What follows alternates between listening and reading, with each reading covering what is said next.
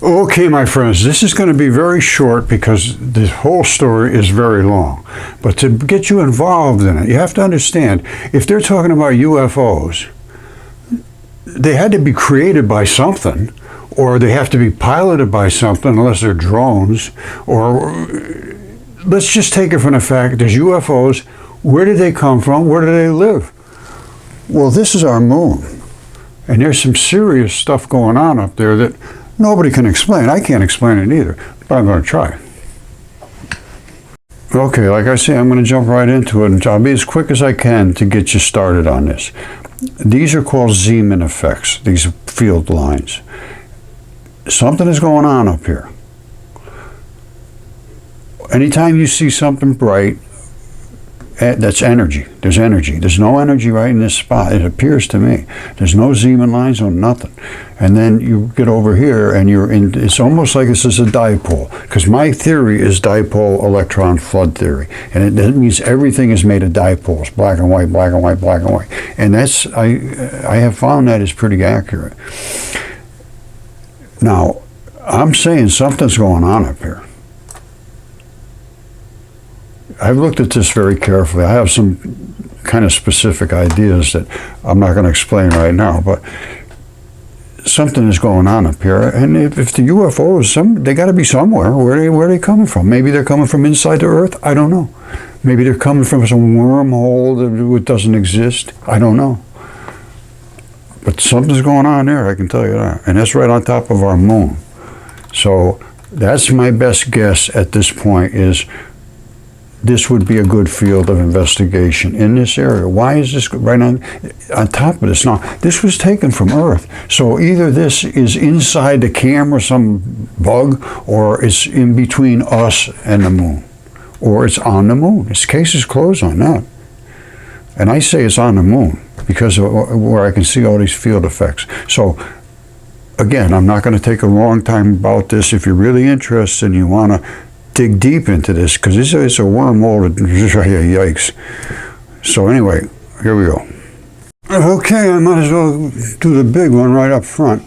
They ask, are we alone in the universe? And I'm going to tell you absolutely not. And we are some of the most microscopic bits of life in the universe. You see this picture? This is from 2015. This was from the Philae lander, and it was the from the European Space Agency. They went out to here and they had a lander actually sample what Comet 67P is. And you see these things shooting out of here. I'll explain those in a minute. And I'm going to explain the shape of this.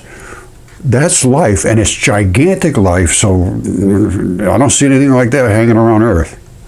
Now, that shot that I just showed you is a different perspective. This is, it looks, for all I can tell, it's a hip joint. And it's the ball and a piece here and broke straight off there. Let me show you a different shot of it. But that's not just some rocky formation. They say, oh, something must have hit something else. Well, what hit what? And why would it do this? Let me show you the things that it does do. And then that'll clean the story about how we are so minuscule in this universe. And where did this stuff come from? All right, so here's 67P, and that's the shape of it. Now, the bone broke off right here, and you can actually see it if you look carefully, the outline of where the bone is. And then you can see all kinds of little craters and so forth in here, but it's primarily, there's going to be areas nice and clean. This is all tendon stuff. And this is, again, that's it. So that pretty much solves the problem of, are we alone? And now let's look at this. This is hitting in where the artery is. There's an artery down in here, and it's 500 feet across. These are little shots of the fluids in between the tendon skirt that's around here. And this is just little tiny blood vessels that would have attached to some muscle or something like that. Anywhere that, when it gets close to the sun, and the radiation is strong enough and it hits in the correct angle, it shoots this off. And this is polycyclic aromatic hydrocarbons. What that means is it's gas grill cooking a good steak. That's what it is. Because that's nothing more than meat. This is nothing more than a creature's body. All right, it's quite obviously a hip bone, the ball and socket, and broke it off right about here. And there's a lot of blood you need from muscles. So the big shot of smoke coming out of there was from the artery that had to help this. Now that's 500 feet across. And these are the little tendons. This thing has to wobble a little bit in your body. Everything has to move. That's why you got to move a lot. That's a whole nother story. But everything in your fascia is so critical. People have never understood that. But anyway, here's the blast of gases, which is nothing more than gas grill smoke. And the same thing down here, only this is a little bit different because this is the tendon. This is just a smidge different than blood. But the size of the whole thing is this. That's Raleigh, North Carolina. That's the city. And that's how big this is. So we're not alone, but we're pretty small. All right, I'm going to tell you right now, if you're a physicist, you should come up here. First of all, you have to understand Zeeman lines and the push to shove and how they get weaker and weaker and weaker as they get further out. And in order to understand that, you have to understand dipole electron flood theory. And this, sooner or later, here it is what an actual proton looks like. It's not one big ball. It's 1,839 dipoles. But the cool thing about this is that each one of them has its own little black hole, and they all move to the center, surrounded by the white. That's why we've never seen it. That's where the dark matter is. And we can see it using experiments with the light that Rod Warren and I did. And here it is right there. These are exact same particles that they find at CERN and Fermilab. Identical, because they're the smallest particles there are. And this is from light. We use light. They use big things, smash them all to bits, and then they dig through this for over 10 years to find these. So that's light. Now I've been showing this for over 12 years to the people that should be concerned. And we accelerated light. That's not allowed. We split light here, the black and the white, from the photon, which is here. These are glued together. They're not supposed to split. We split them by putting them through the Venturi. And that creates fission here and fusion when they come back together. There's so much that's so wrong right now, it's unbelievable. So, like I said, I don't see it's going to be fruitful to make a big, long presentation, only one. This will get us started, and we'll start to understand what's right around us. What's right around us. And as we're talking about alien disclosure and all that stuff, I mean, I got some stuff here that are going to rock your world. So, and I'm trying to understand the Zeeman effects related to this specifically and this. That almost looks to me like a dipole with something in the middle of it causing this kind of stuff, whether that's manufactured by something, I don't know. I have no idea. But there's no Zeeman effects in here. So that the field, well, anyway, like I said, it's going to take a long time to go through this. So if you're interested, stick around.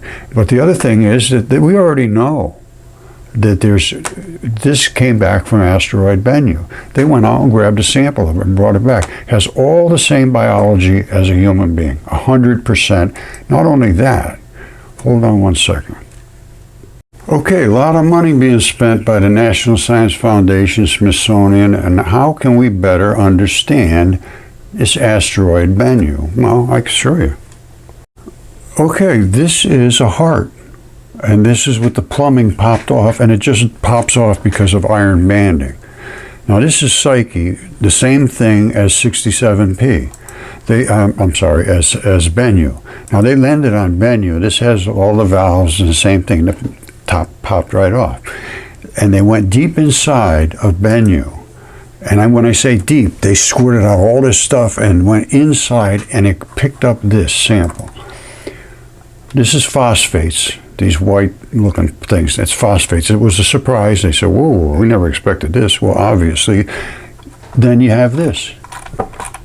That right there is bundles of cardiac muscle, and they're specific. You see how they're twisted like this here? Chopped off.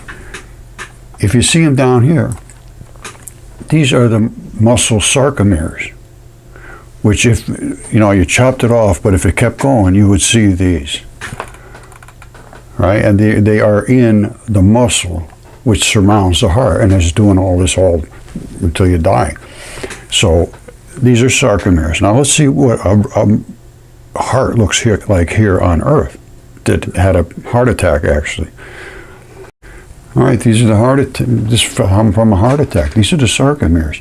But this is also that rope-looking muscle, that cardiac muscle. Well, I think I have a shot of it. Hold on. Here's right here. See how it weaves in around and does all this? And these are little blocks that I just showed you before. This is regular skeletal muscle, and this is smooth skeletal muscle. But this is specific cardiac muscle.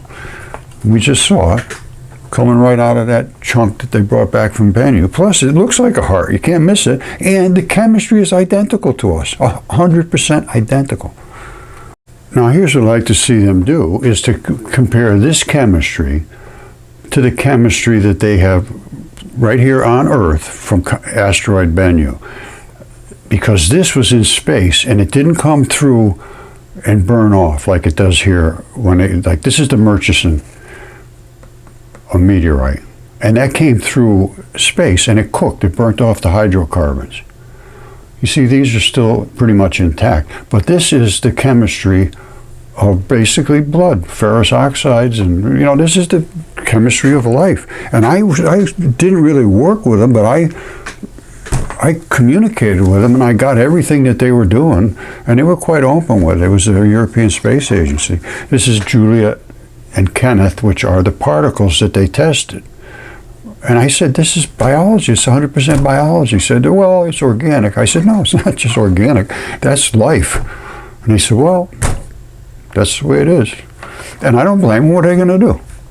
But I can tell you what, I can almost guarantee you what they came back with Bennu, which was from space and not destroyed, is going to have identical chemistry to what they got on this, I forget the name of it, but the lander was the Philae lander.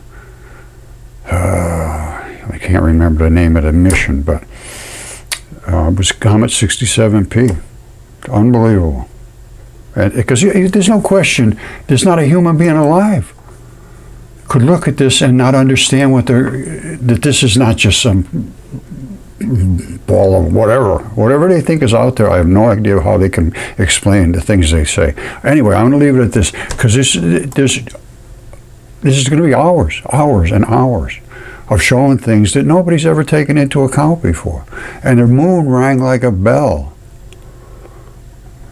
for an hour when they smacked an old spaceship into here or something.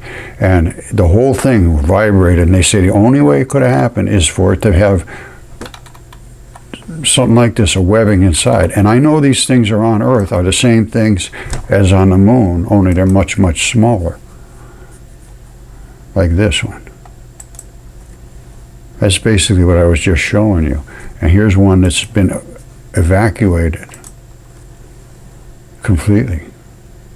So if there was a surface around there, all of that stuff was emptied. Well, I noticed, and those stuff will drain out of there. Depends on the conditions it's in when the thing died. And this is all biology, so I don't care what you want to say. Even when you look at Psyche, I can't believe they don't understand what they're seeing. That's a tube coming out of there. That's not an impact crater, that's a tube. These colors are extreme oxidation colors of red and black blood. These are heart valves. This layer right here is where the muscle attaches so that the heart can twist like this and pump. And it's quite obvious, extremely obvious, that this is one of these, which was one of these until the plumbing pops off, which it will, because of iron banding. You know, I don't know who's doing the work there, but we spent well over $1 billion for this Bennu thing, and they just can't accept what they found. They can't accept it. And here it is right here on Earth. It's not like it can't be verified. It is already verified. It's just that it's a hard thing. I understand how intrusive this is to what people believe, but it's just belief now. It's against evidence. It's just belief. I've been fighting this. I sent NASA and all of them, everybody involved, before they even got the sample back on Earth, with 2.5 years, or almost, I think it's almost 3 years now. I told them, I said, there's a heart, and what you're going to find is blood, and I sent them all of the stuff about the blood, and I've never been able to get through anymore, so that just seems to happen. As soon as you come up with something they can't explain, out you go. So if you're interested in this, stick around. Okay, like I said, I'm going to leave it at that, but I think the government should look into this. Why can't they accept what they found? This is Bennu. It's got the sarcomeres. It's got everything I just showed you. So anyway, we are not alone, but we are very, very small, but we do control a lot of things. There's a lot to think about here. This is not something you can brush over quickly. So, but this should be some... Okay, so that gets you started. We're going to go through all of this stuff because so much has been missed. It's just unbelievable. And we're going to start talking about not just this moon, but all the other moons. And these stalks coming out of these moons. And the same thing on our moon. We had a stalk that was right here and got ripped off. And I know what these spots are, and I know everything about this. The moon is rusting. And so is Mars. Why? Why would they be rusting? Anyway, we got a lot of deep thinking to do. And I think at first, before we get any further here, we shouldn't be wasting our money just walking around in circles. Bennu is a heart. Case closed. All right? I love you all.